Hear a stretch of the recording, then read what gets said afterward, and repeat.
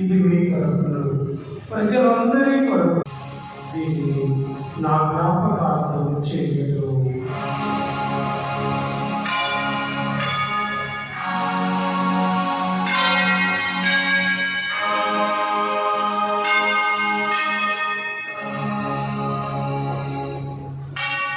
ఇది విశ్వాస రహస్యము.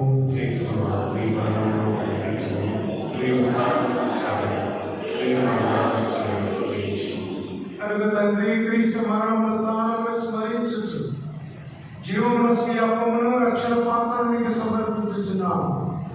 మీ సముఖమును నిలిచి మీకు పరిచయం చేయడం పాత్రలుగా చేసినందుకు మీకు వందనములు తెలుపుచున్నాము.